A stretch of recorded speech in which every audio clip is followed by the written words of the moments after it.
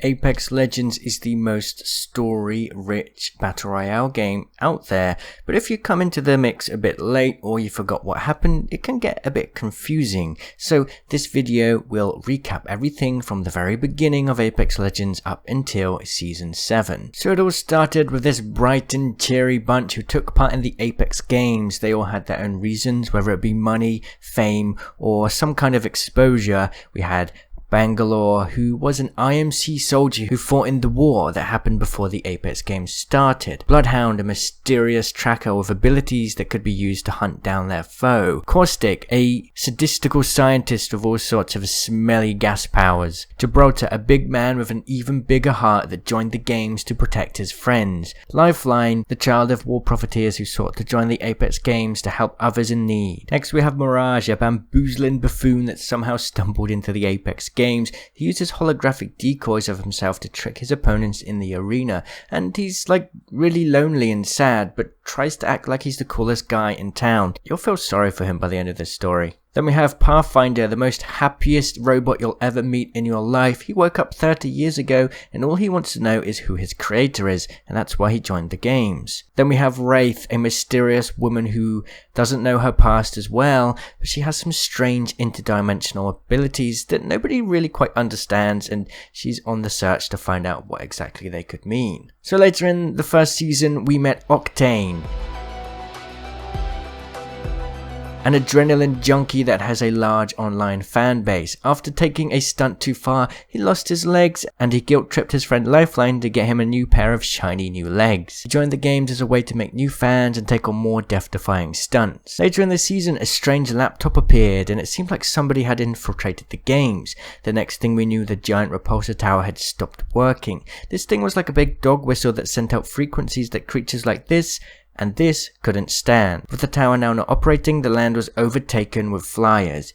Leading into Season 2, that mysterious figure put a final blow on the island, sending an EMP blast that knocked down the tower, and suddenly the larger Leviathan stomped through the island, causing havoc to everything. During the off-season, the island became overgrown and new facilities were placed to try and stop the creatures in their tracks. The Apex Games owners, known as the Syndicate, couldn't contain all the creatures in time, so the games went on around them. That's when we met Watson. She grew up on this island and she was finally old enough to compete. She's an excellent electrical engineer that helped to create the closing ring technology at a very young age. She lost her father, so she looked at the other competitors as family and slowly looked towards Caustic, another fellow scientist, as a father figure. Later into Season 2, a strange laboratory was unearthed in the middle of Kings Canyon. This lab held the secrets of Wraith's past. It turns out she was responsible in part to what happened to her. Her past self was fascinated with the possibility of other dimensions, so she volunteered to be a guinea pig in a new experiment called Project Wraith. Except it wasn't exactly her, it was actually another version of her from another universe,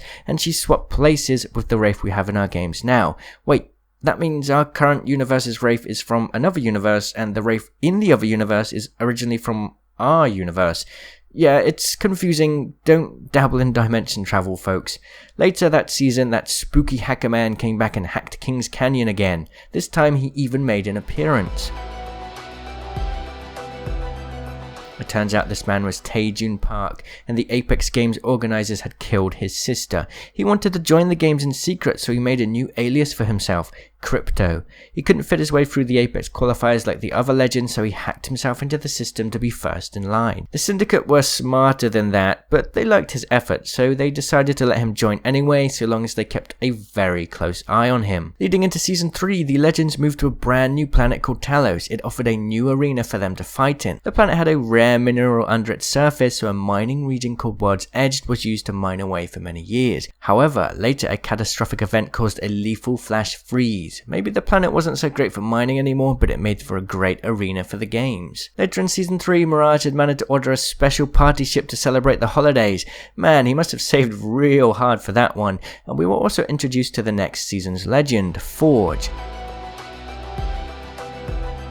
This guy was the Hyper Fighting Federation champion and wanted to take on a new challenge in the Apex games. He was sponsored by Hammond Robotics to join, making him the first legend to be sponsored by an organization that we know of. The trouble was, Forge's sponsor wasn't so friendly. As much as they tried to hide their evil past, their past quickly caught up to them. It turns out Hammond Robotics were responsible for creating a 300-year-old murder robot called Revenant that they had used for centuries to hunt down and assassinate high-profile individuals. Well, that murder robot's programming malfunctioned a few decades ago, and all this time he thought he was human, but once that programming malfunctioned, he realized the truth. With a big Hammond logo on his hand, he only had one place left to go, to every Hammond lab and employee he could find. He killed Hammond employees without hesitation for decades, just like he was programmed to do, and eventually that led him to kill Forge, the next season's legend.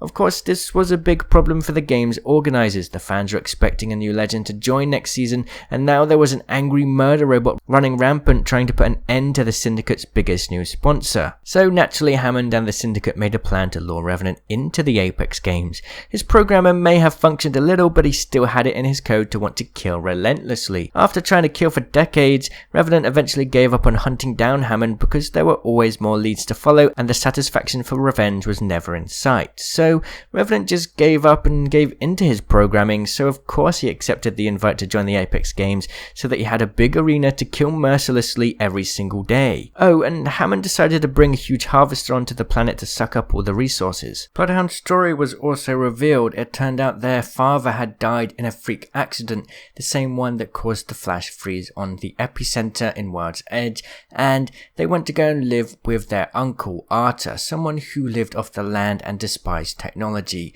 Through their sort of coming-of-age story, Bloodhound learned that both the old ways and the new can be combined to be very powerful, and that's why it seems like they draw upon Norse mythology, and also why they love technology. Hey, that rhymed. Later in Season 4, we found out that somebody else had snuck into the arena. This time they left a little few more clues, almost as if they wanted to be found. It turned out this person was on the search for Revenant. Why? Well, after killing for hundreds of years, you end up making some pretty big enemies, and 3 decades ago, Revenant killed the parents of one small girl, who later grew up to be Loba. She had a lust for vengeance, and that brought her to the games. Loba found out that Revenant's head was hidden deep under King's Canyon. Okay, wait, let me explain. Revenant was a type of robot known as a simulacrum. They are robots that actually have the consciousness of a human uploaded into their body. Revenant was extra special in this way. Hammond wanted him to be safe to assassinate for hundreds of years, so they kept his real head alive deep under King's Canyon, and with it hundreds of copies of Revenant's body so that he could be brought to life again and again and again. Loba finally found Revenant's head, but acted brash in a moment of rage. Unfortunately, that small accident caused the head to teleport to another planet called Samathi, and that led to a series of explosions, which eventually caused King's Canyon to be partly destroyed. We had to say goodbye to Skulltown, the hottest drop spot in the games. Obviously, after causing such carnage, Loba was going to be in a lot of trouble with the Syndicate, but they struck a deal that would let her get off the hook. If Loba could join the games as a new legend to help boost ratings and also use her skills to find a hidden artifact under King's Canyon, the Syndicate would give clues to something that would lead to Revenant's destruction. So of course Loba joined so that she could have a chance at destroying Revenant and avenging her parents. Oh yeah, the artifact was in another dimension filled with spooky shadow prowlers and a shadow version of Revenant, and dimensional stuff gets confusing, and let's just leave it there. Throughout Season 5, we followed the story of Loba as she tricked the other legends to go into this dimension with her and hunt down the artifact that the Syndicate told Loba would lead to Revenant. The legends bickered, battled, and rivalries were made along the way. Of course, Loba didn't want Revenant to know that they were hunting for a solution to kill him, but somebody snitched. So Revenant found out, and it caused Loba and Revenant to face each other.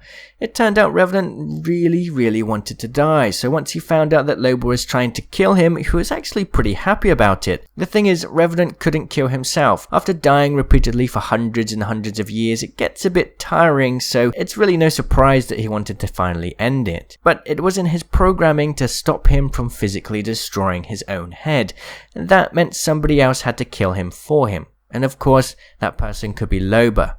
But Loba faced a difficult dilemma. Loba spent a whole life dreaming of avenging her parents and killing Revenant, but if Revenant wanted to die, Loba was giving Revenant a favor in a way, and that took the satisfaction of avenge out of it. So without knowing what to do, the team kept hunting the artifact so not to get the Syndicate's attention.